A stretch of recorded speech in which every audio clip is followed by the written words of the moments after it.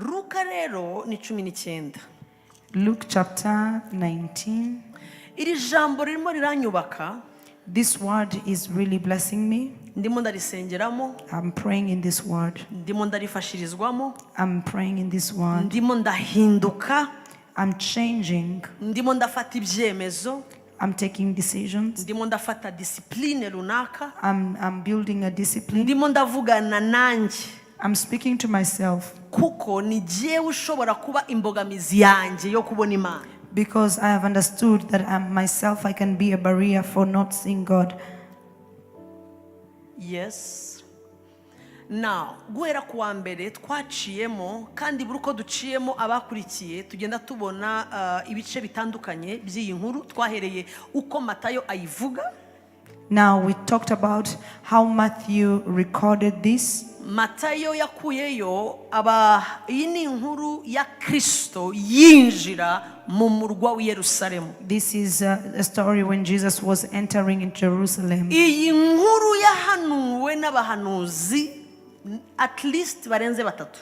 This is babonye Yesu yinjira mu murwa wa Yerusalemu. This is something that was prophesied by more than 3 prophets who saw Jesus entering in Jerusalem. Bavuga babibona neza ko azinjira hetswe n'icyana cy'indogobe.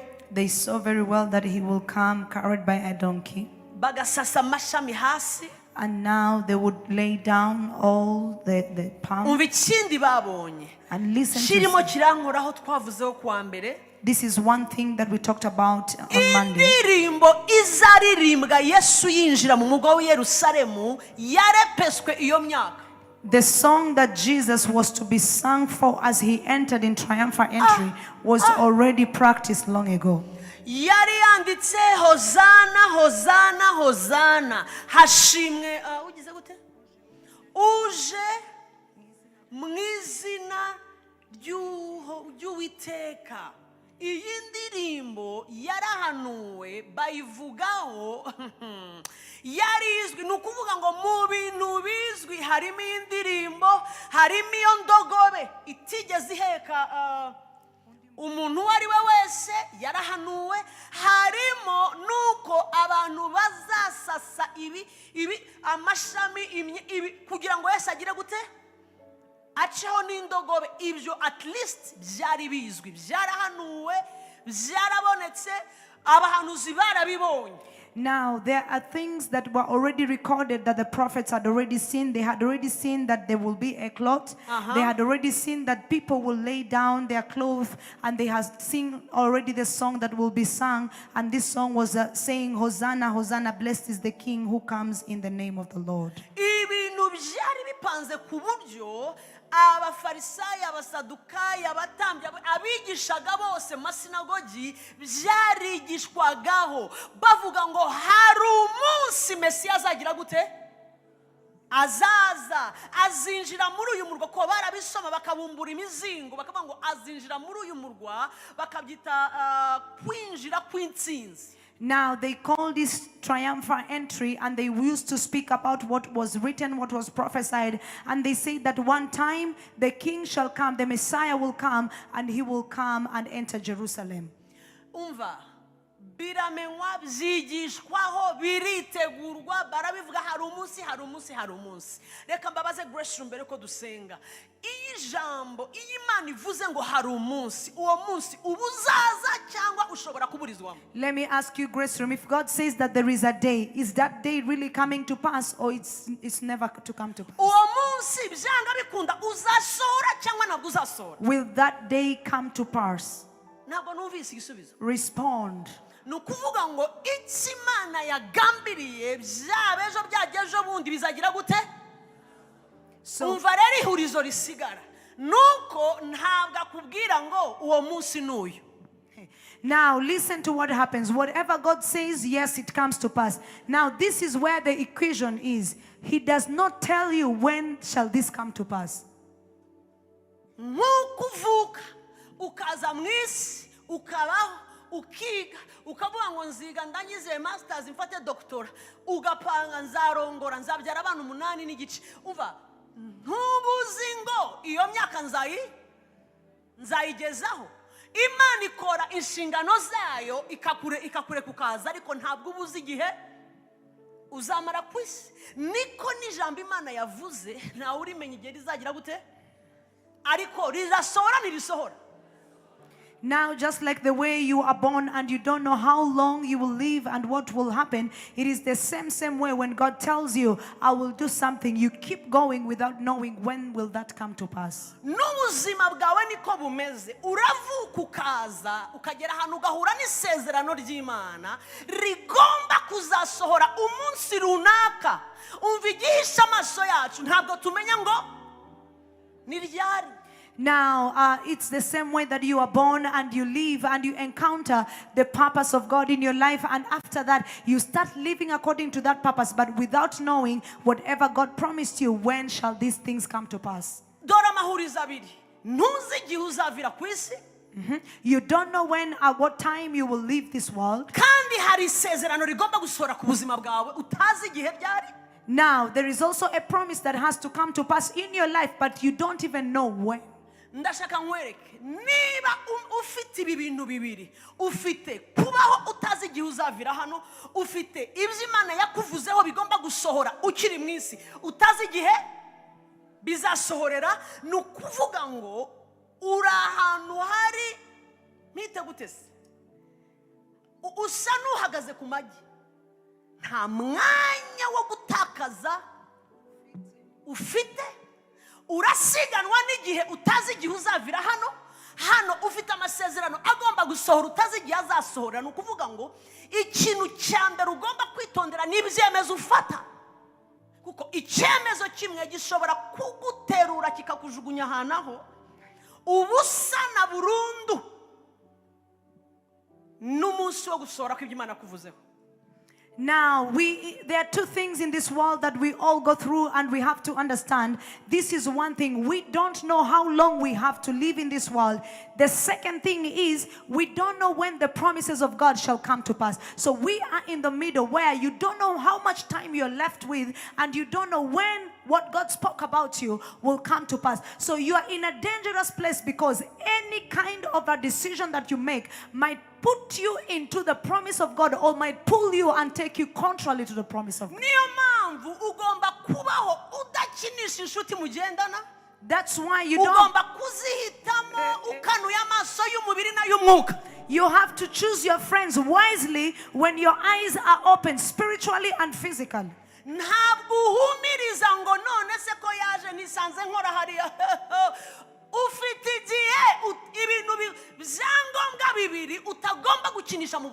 Now, you don't just decide and say, it's because I joined this company and this person is the one who welcomed me and somehow I feel comfortable with them. No. Remember, you have two things that you're chasing. You don't know how much time you're left with, and there are some promises that have to come to pass.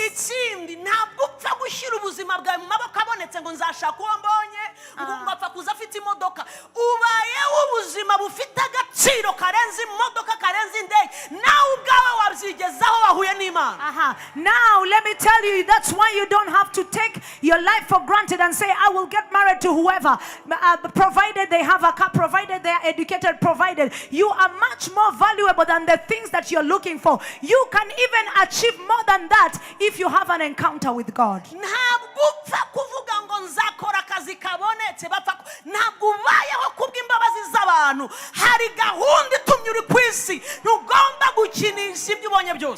you are not living because of the masses of people. There is an agenda that you have to pursue as long as you live. So that's why you don't commit to whoever and whatever.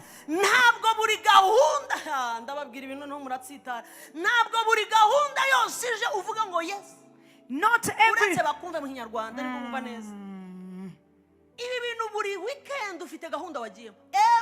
day you have, every evening you are doing something. Ugataha waba exhausted. Ntuza amatariki yawe hageze muri kalendari y'ijuru. Uva hano gushimisha muri bridal shower, ugera muri baby shower, uva muri baby shower ujya muri pro shower, byose ni amashawa. No. when you understand this, you will not spend your time anyhow and engage in a lot of things, all programs that come before you. Today, every evening you go home when you are exhausted. You have gone hang out with friends. You have gone for a baby shower. You've gone for a push hour. You have gone for everything you are attending. You have time for everything. Usanga umuntu afite gahunda y'ibintu byose abantu bose urashaka kubanezeza kandi nushaka ujye hejuru no hasi nuzabanezeza bose. You have time for everyone and everything, and you want to make everyone comfortable and happy. But let me tell you, even whatever you do, you can never please everyone. These are things of mature people. Yes, so how shall we live without associating with others? I wish you go in the route where I'm speaking from. Buri weekend bafite picnic yabo mwavukanye hamwe, picnic yabo mwakuranye, picnic yabo mwavuye ahantu hamwe, picnic yabo mwakuranye kera utara, picnic zidashira uva mu bwato ujya mu bundi. Now you have every weekend you have a picnic. Buri posting amajire pastor yambaye ijire y'icyatsi n'ubururu, ejo yambaye rero baje bari kuri Muhazi, ejo bari mu Nyonyo beach. Wavuye mu Nyonyo beach ni bibise ni byiza ariko banzu ushyire muri wowe ko hari ibintu biraho bigomba gusohora ukihumeka kuri iyi si. Now is it bad to hang out and to go for the picnics and all this? It's not bad, but the big question is, do you know how much time you're remaining with? And remember, there is an assignment that you have to complete. Yesu byari byarahanuwe bihari mu kirere pastor babyigishaho umva umunsi ugeze. Jesus, it was already prophesied, but the time came. Pastor, umunsi uragera. Time came. Kugira ngo ibyo bahanuye imyaka magana, ibyo biteguye Yerusalemu babivuga buri munsi ngo erega ntabwo azinjira hano Yerusalemu, ibyo bigishaga mu masinago, umunsi uraza pastor uragera. Abamarayika barahaguruka batangira kuvuza amatarumbeti, sibyo?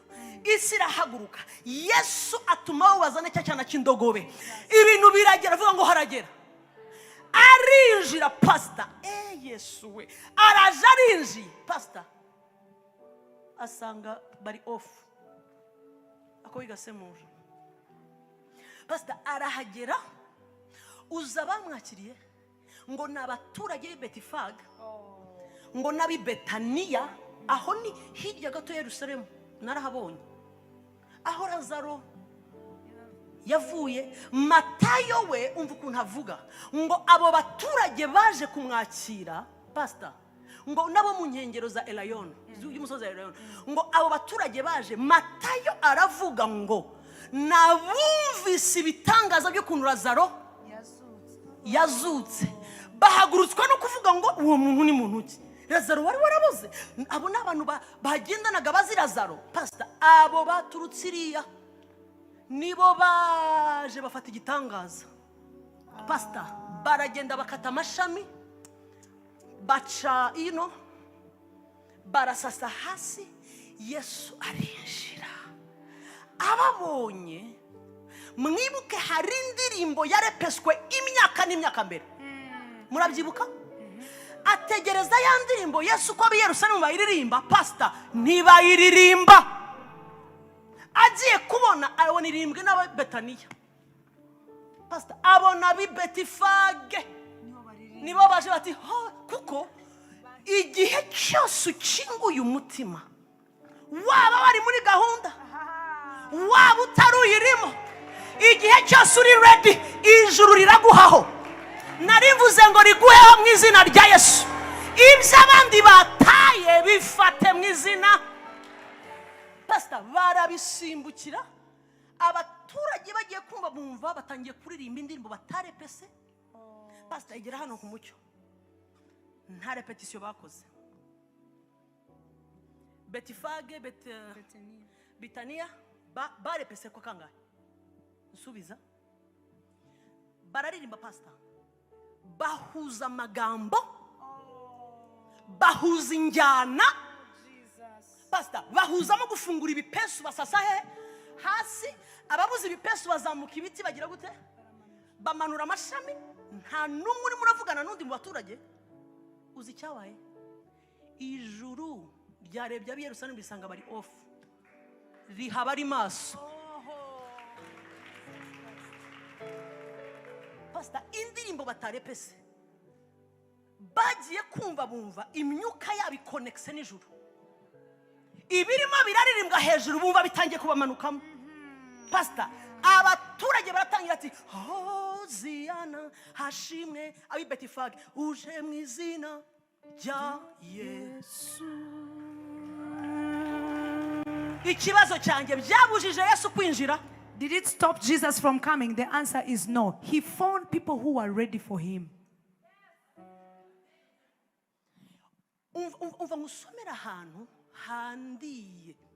Let me read for you a place where it really broke me up down. Believe my Bible. Pastor Nihi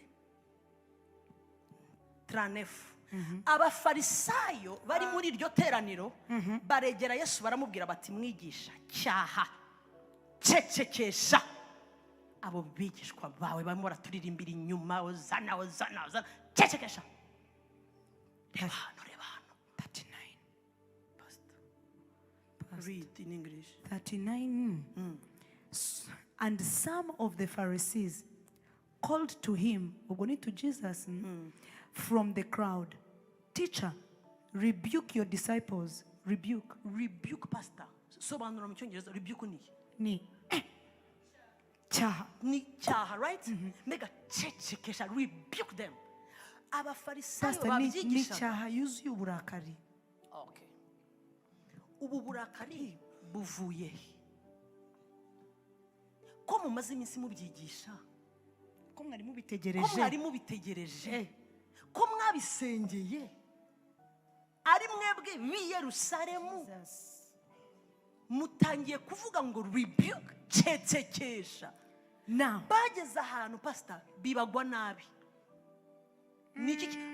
niki kibaguye nabi munsubize n'indirimbo yahimbwe vuga se ibaza abantu kugera ahantu baba disturbed n'indirimbo yahimbwe n'abamarayika kandi ubwo kwisi batwikije icyokere pastor barimo baravuga ubutumwa buri masinagogi every Saturday bavuze n'umubumbu n'imizingo iyo azaza umunsi umwe Mesiya. Now in the synagogue pastor urimo nabyumva this is very bad. Umva kuri 30 haravuga ngo Yesu ngo abibonye Bibiliya avuga ngo araturika ararira.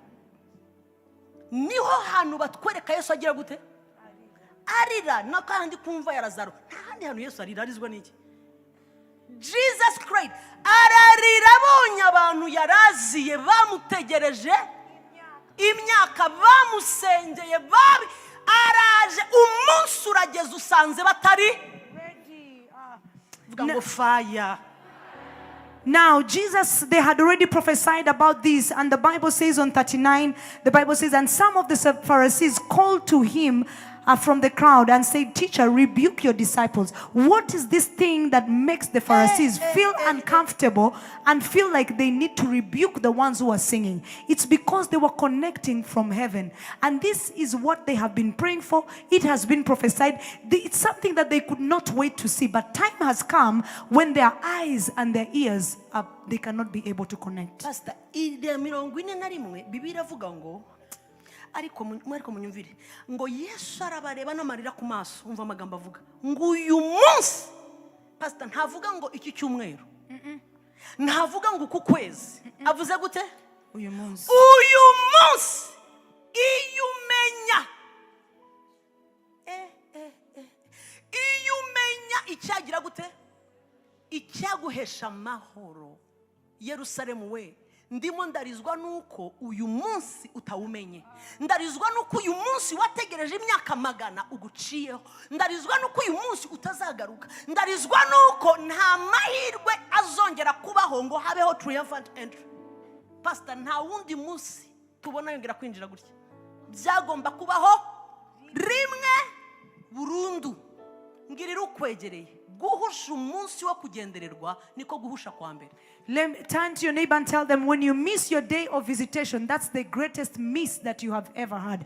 This is something they were waiting for. And 41, the Bible says, now he drew near and he saw the city and wept over it. Over it. Pastor, arijijwe n'umurwa. Maze ujya kureba hasi ngo bari mu rusengero bagurisha inuma. Ko ntumva fire. Pastor, bagurisha inuma, ibiciro biri hejuru, barimo baragurisha, bari busy, ngo abandi bavunja amafaranga. Everyone was busy. Kumbe ku marembo y'umurwa Yesu arimo ararira. Arimo ararira avuga ngo umunsi urakugeraho ukagucaho. Ufashe umuzingo, ufite umuzingo, uraho, urimo urandeba kandi utandeba. Pastor, soma neza hejuru kuri 38. Aba bafarisayo bari mu iteraniro. Iri teraniro ririmo riraramya. Bari ririmo. Yes. Bari ririmo hagati, Pastor. Mu materaniro hacikamo ibice bibiri. Bamwe bakonekta mu ijuru, abandi kuzimu babahaho. But are complaining. Fire in the name of Jesus. Izina rya Yesu. Bamwe batayiwe Ozana. Ndati Ozana. Hashimwe ndati hashimwe. Wayumvise indirimbo, Pastor, nukuvuga ngo indirimbo yabahagurukagamo. The song came from within, and now the Bible says that some of the Pharisees, meaning the church, the crowd was divided into two. Some were understanding, others were off completely. Now they were singing because the song came from deep in their spirit. It was the time of their visitation. Some are already singing, others, if you continue reading the Bible, you will see the way others, they were busy changing money, others, they were busy doing business in church. Yabasanzemo Pastor atuburero sindira. Pastor akuramo ceinture. Yarabasengeye. Yakoze iki? Vuga neza. Yavuga ngo yarabashishuye. Yakuyemo ceinture. For the first time tubona Yesu yambara indi sura. Yari umwana w'intama ariko akaba n'umwana w'intare. Akaba n'intare y'umuryango. Pastor, bagiye kubona abona gukuriyemo ceinture. Arazinga neza. Aravuga ngo inzu ya data. Inzu ya data. Inzu ya data. Niba insanze mu nzu ya data. Pastor, akuramo umukandara. Umugabo umwe mu bantu buzuye magana. Hafi ibihumbi. Habe no gutekereza ngo abantu baranyica. Nukuvuga ngo yagize agahinda adashobora kugira gute? Kwihanganira. Aravuga ngo ikiba kibe. Narize ntibumva. Ubu ngiye gushyiraho iki? Pastor agufatira ceinture. Ahera wa mbere ubanza yitwaga Peter. Peter ku mugongo ati ay uyu ninde batuyuri ni wa Yesu. Pastor arakubita abagore bata inuma hasi bariruka ibitenge biragwa batera urutwana bose arasohora mu rusengero. Aravuga ngo inzu ya data izaba inzu yo gusengerwamo. And now when he found them in the church, in the temple, and they were busy doing their businesses, he struck everyone down and he said that the house of my Father shall be called the house of prayer.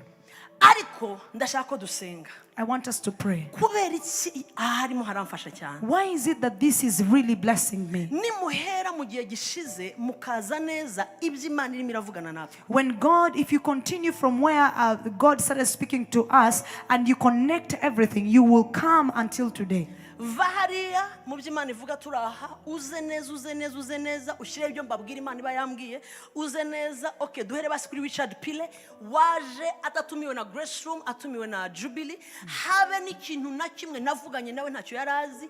Ageze aha yuriye akagatuti muri buka amagambo ya mbere yavuze. Murayibuka? Do you remember? Ati avuye hamaze guhanura ya magambo yatahagi wanje. Yaramaze hafi icyaryo kw'icyumweru. Umugabo ndamuyoberwa ntiyongera kuryama, akirwa muri jardin, akazamuka hejuru, mwumva hejuru y'Imana asenga, ubundi akamanuka. Ndamubaza niki ubaye iki? Arambaza ati you guys, ese ubundi ubu muzi ibyo murimo? Amaze icyumweru yigisha muri church yacu, yaratuje. Aha yakandagiye umunsi umwe gusa. Arambye ati muzi ibyo murimo? ati I can't sleep. Aravuga ngo muri ahantu muri season ikomeye. Ati biriya bintu Imana yambwiye ati namo ndibaza ngo aba bantu ati nabagiriye impungenge ku buryo ndumva niba nsenge sinzi icyo ndi bukore. Umugabo ntiyongera kurya ntiyongera kunywa ndamuyoberwa. Hey, naba ndaho nkabona araje mfashe ibirenge aratangiye ati agasenga naba nsotse ngasanga mfashe umugongo ntariko si noneho.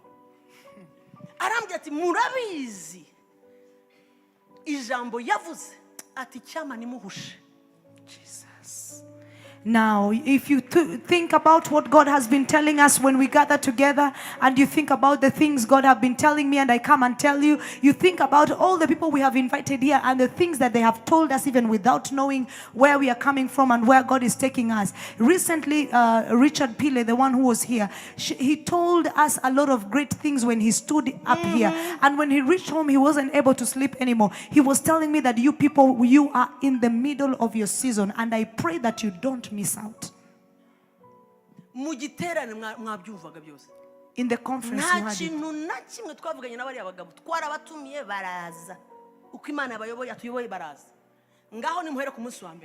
it. Were you there in the conference on the first day? Were you there?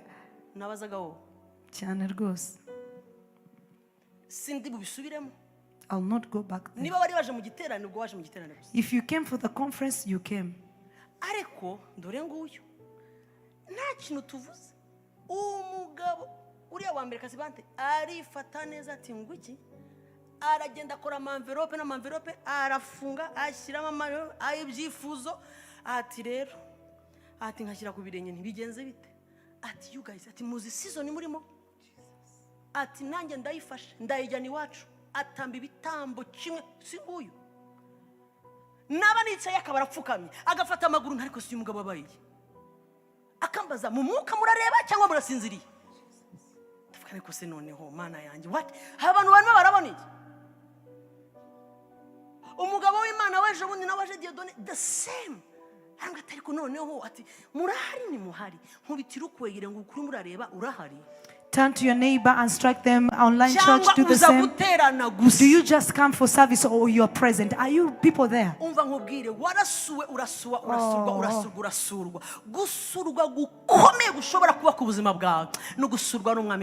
Let me tell you, you have divine visitation.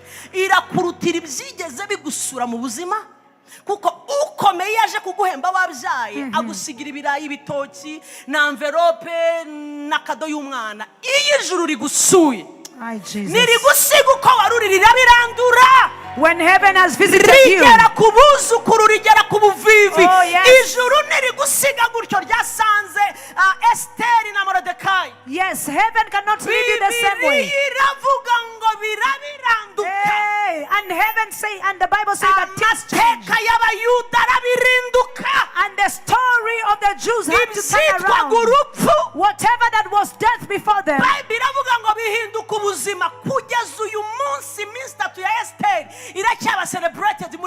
until today, the 3 days of fasting of prayer of Esther, it is still being done in Israel. Divine visitation. A divine visitation. Imana yakandagiye ku kigwa cy'Ipatmo yasanga umugabo witwa nde Yohana. And John was visited at the island of Patmos. Urupfu ruribwiriza rurazinga umurizo. Ibyapfuye mu buzima bwawe iyo Yesu agusuye bifata umuriro bikazukana ubuzima. Now whatever that was dead in your life, when there is a divine visitation, everything has to turn around and receive life back. Reka nkubwire ngo gucikwa no kugendererwa kw'Imana ucitswe na byose. Urabona ibintu bikuriza agakiza ku muryango wawe uba Mana we uranimagine wawe bakijijwe bose wanyu. Divine visitation ni gusigira nisiga na kimwe. I was the first one to be born again. I did not. Yes.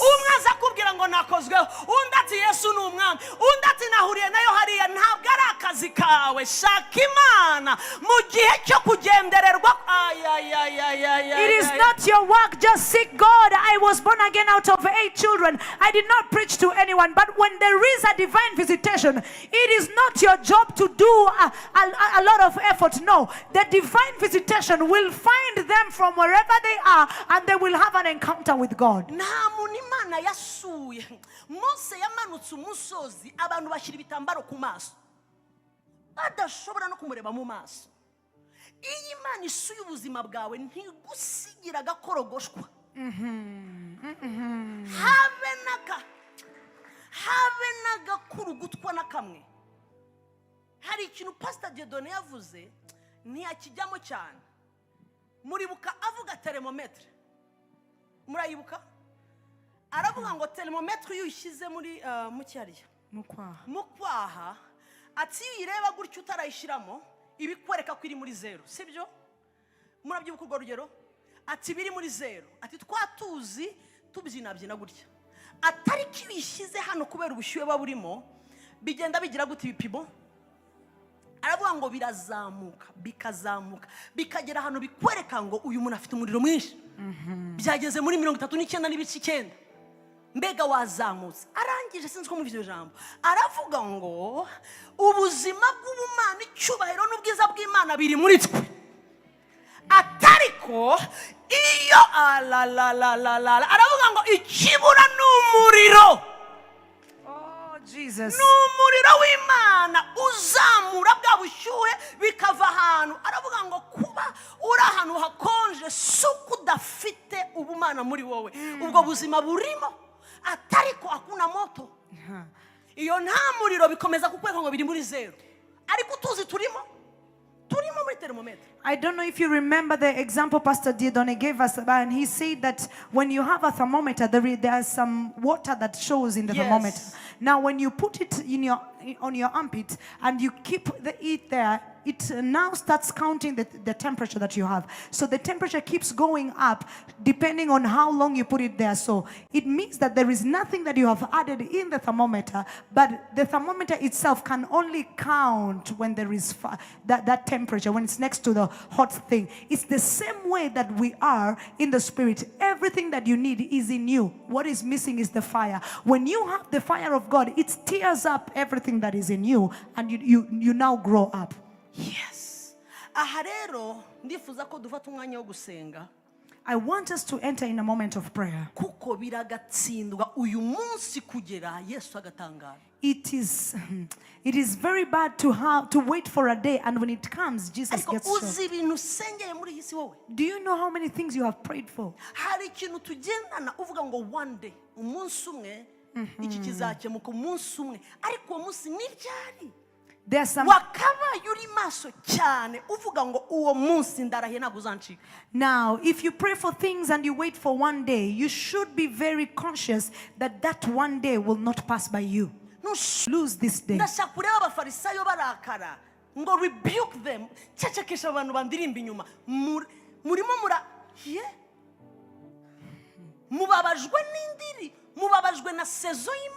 You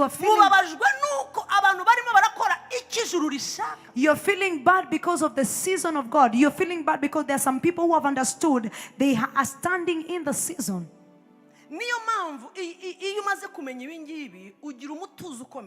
When you understand this,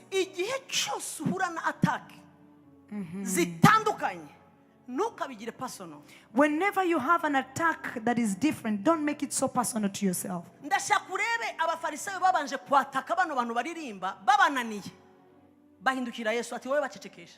Now they attacked the ones who were worshiping, and when they did not accept to keep quiet, they came to Jesus and told him, can you rebuke them? Have a confusion. Say that. Has a confusion.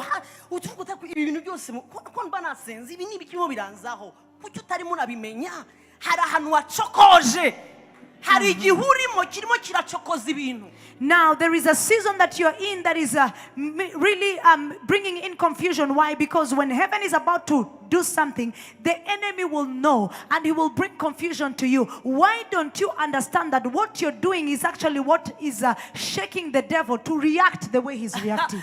Birababaje kuba umubyeyi utwise amezi 9 yababazwa no gutangazwa n'impamvu agize ibise. Umubabaro urenze kamere ku munota wa nyuma. Umunota wa nyuma buri season ikuba umubabaro.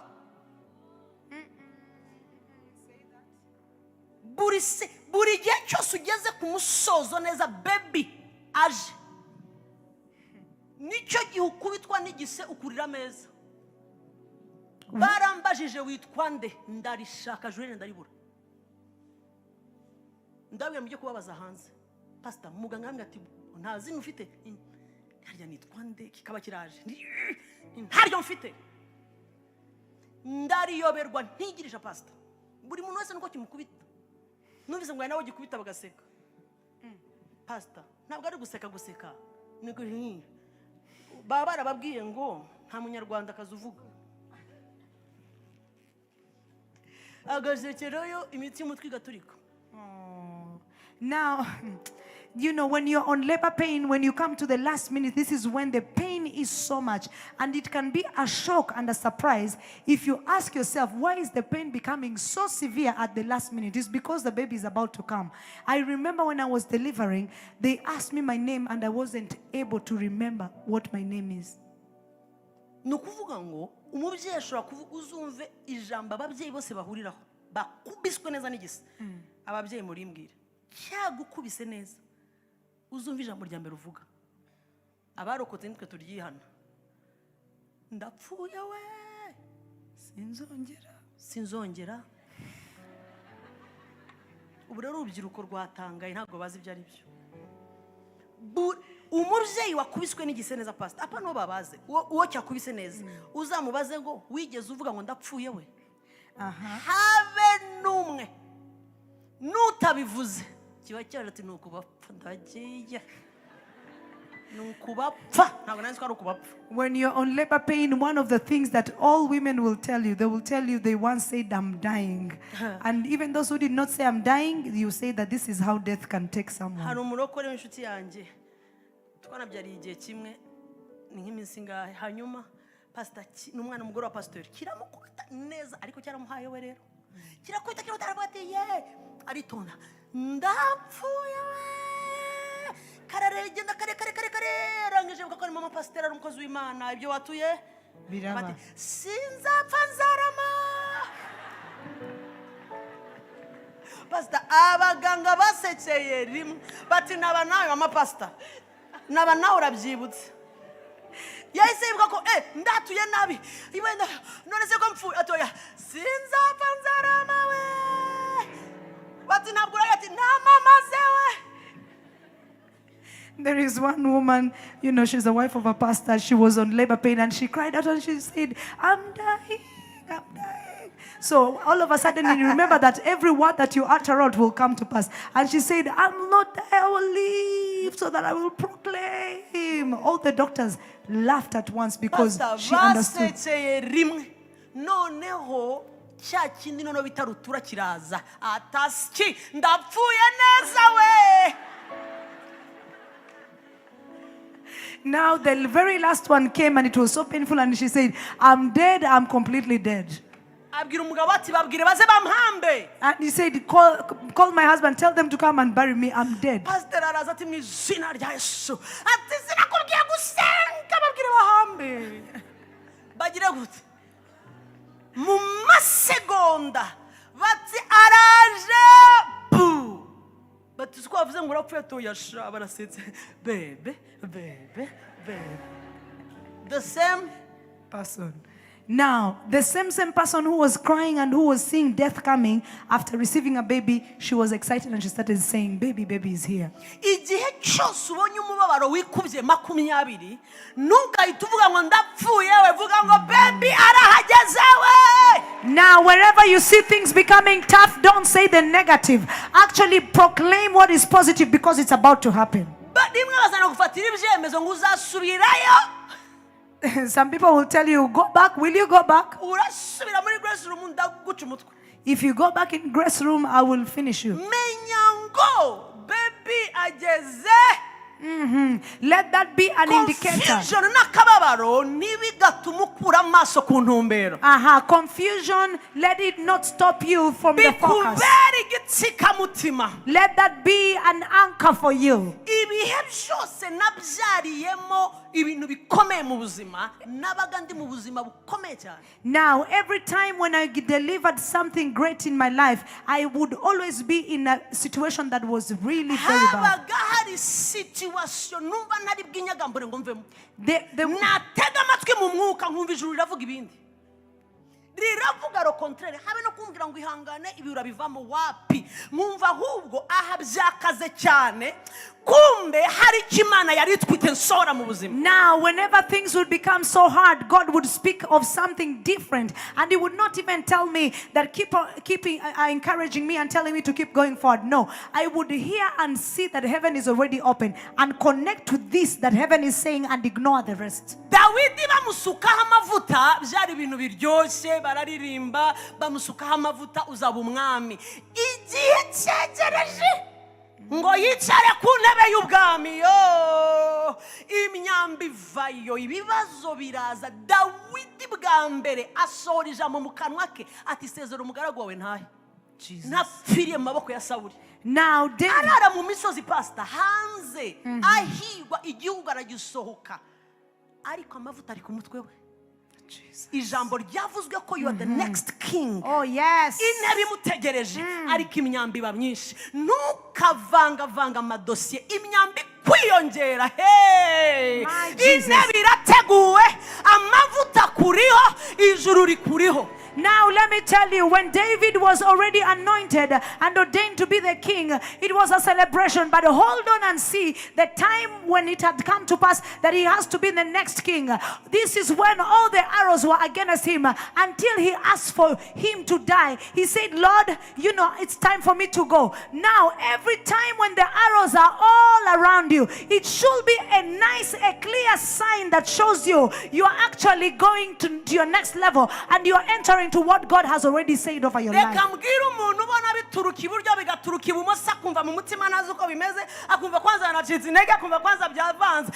Iyo situation urimo irimo irabara negative, ibiti gisubizo simusiga, ibiti imbaraga, ibiti bombe, iyo bombe nubwo isubizo kivuye mu ijuru. Let me tell the people that you are in a situation where you see things are getting broken from each side. You have arrows that are against you. Let me tell you, that should be a clear sign that shows you that whatever thing that you're going through, that situation is carrying an answer, because heaven has a different language with what the world is telling you.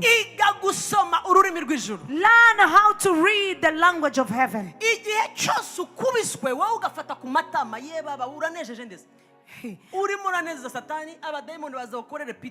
Self pity ntayikugeza, ahubwo abandi iyo byakubise gutya abonye umwanya wo gupfumura.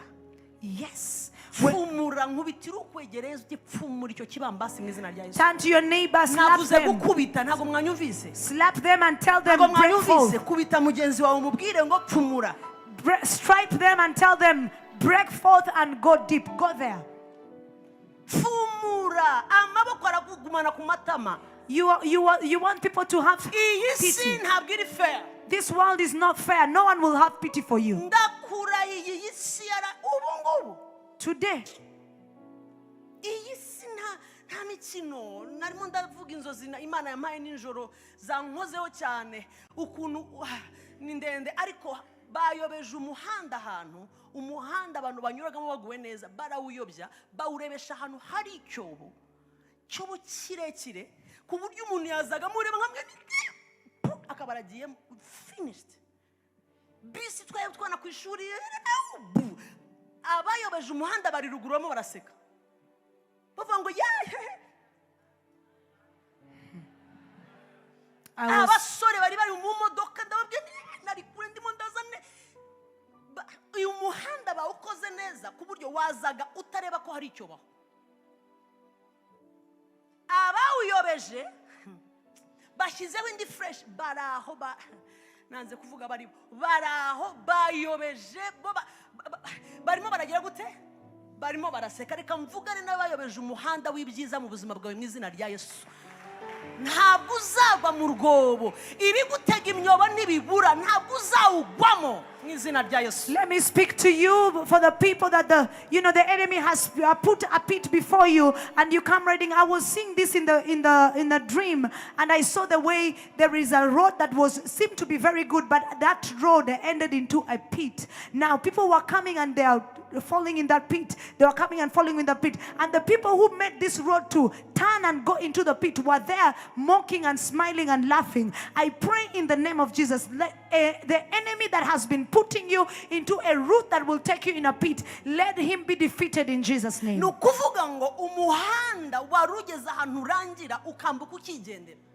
road was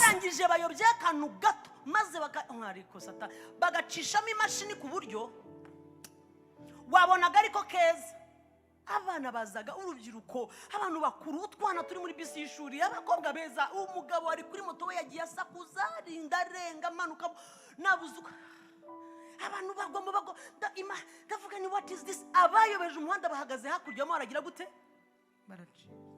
abahagaze hejuru y'ubuzima bwawe bose bareba ugwa mu cyobo bafata umuriro mu izina rya Yesu. Everything and everyone that is standing before your life. Kureberera iyi si evil. Let me tell you, this world is evil. You don't have to be lazy in prayer.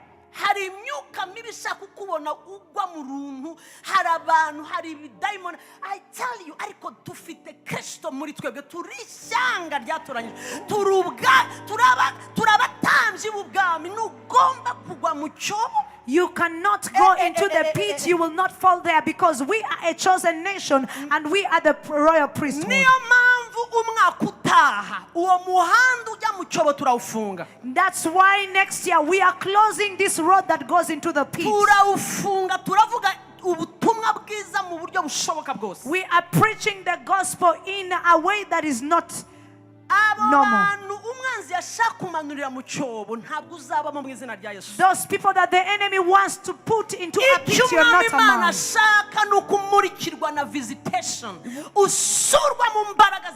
What God wants is a divine visitation for you. I'm calling intercessors, prayer chain.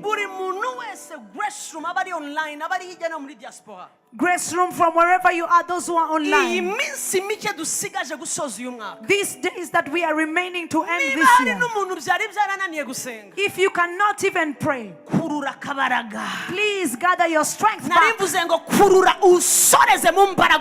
Gather your strength back and end this year in power. Please gather your strength. Gather your strength back. Put aside your plates. Come on, can you stop having your food? 2023 you have to see the way of 2023 and enter into the promises. Please make sure that you make a highway for God. From the time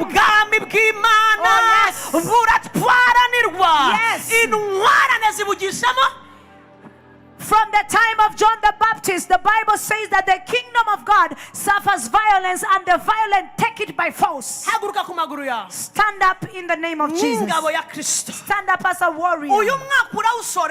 Where are you ending this year from? How are you going to use these days that you're remaining with?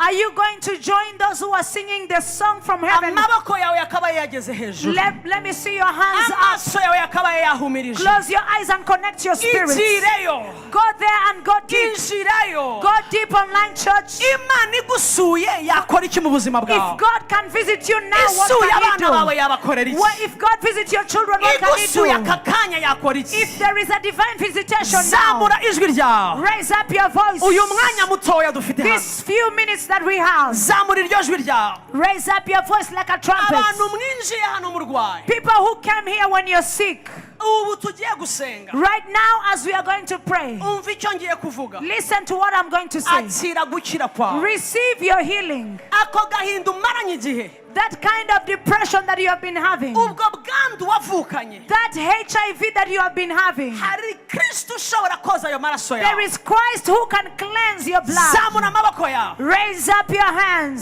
zamura ayo maboko yawe, uhumirize amaso yawe, ubumbura akanwa kawe. Raise up your hands, close your eyes and open your mouth. raporo zose ziri muri iyi nyubako, Every report that is right here, come on, rush us. raporo,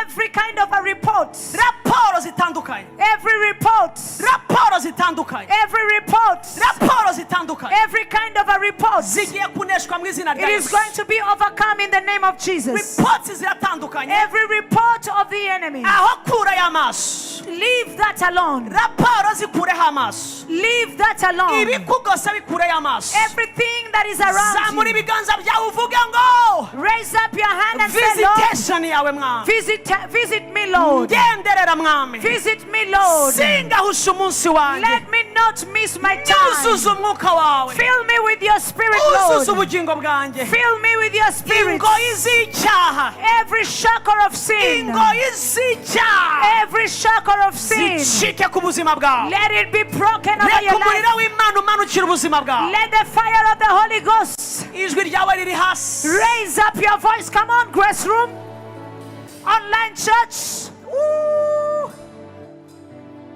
Raise up your voice in prayer. Open your hearts.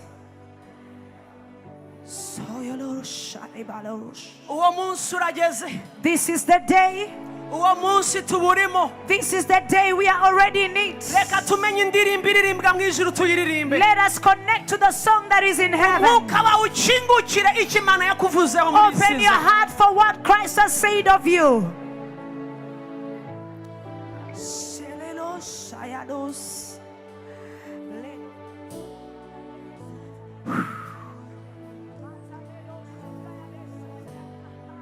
Maketelebiados kalabarados, leita ayelebi edos. Open the heavens, O God. Open the heavens, Jesus. Open the heavens, Son of God. Open the heavens, King of Glory. Open the heavens, O God. Lady Bedos, Shatale Bedos, Heledi Etai Debos, Heledi Etai Debas. Itandukanye n'abafarisayo, itandukanye n'abafarisayo, Separate yourself from the itandukanye n'umwuka Pharisees. wose ukubuza gukonekita. Separate yourself from every spirit that stops bumbura you. akanwa kawe wuzura umuriro w'Imana. Open your mouth and let the fire of the Lord fill you. Shingura online church, Online church, open umuriro your w'Imana hearts. ugusange muri urwo rugo. For the fire of Umuriro God is w'Imana finding you. ugusange aho hantu uri. It is finding you Umuriro where you w'Imana are. utumanukire. Let the fire of the Lord find you. Yes. Matelemanus. Letekeanos. Have your way, Lord. Have your way, Jesus. Maledos obaradi. Ayades katayanos. ijwi ryawe riri hasi, zamura amaboko yawe Grace. Raise up your hand, Go Grace. crazy now. Go crazy, Grace. Open your mouth and pray, Grace Room. Bible iravuga ngo ntabaza ngo The utabare, Bible says, call upon ntabwo me. ivuga ngo rira ngo uhoze, He does not say iravuga ngo cry. tabaza ngo utabaze nkwereke ibikomeye He utamenya. say, cry out and I will show you yakuremo things. umuntu ugiye gusoza umwaka mu mbaraga. Go deep like somebody who is going to cross over in power. Open your hearts and go deeper in power. Ask the Spirit of the Lord to fill you. Zatayanos kabrades. Letakayanos. Matayados opayades keteyanos. Aleluseteyanos.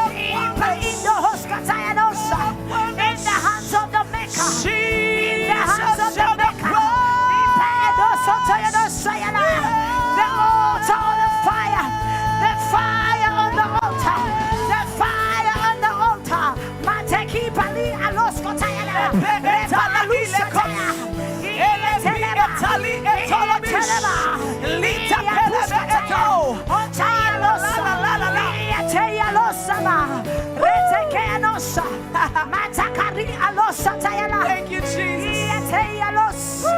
Let your fire, your fire on the altar, your fire in the city, your fire in the city, your fire in the city. Let it keep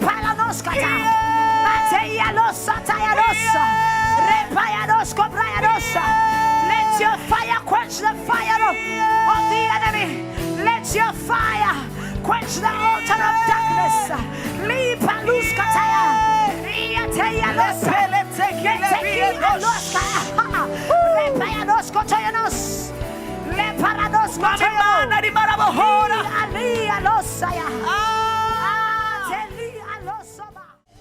urakoze mwami kubw'amavuta mashya twakiriye umugoroba.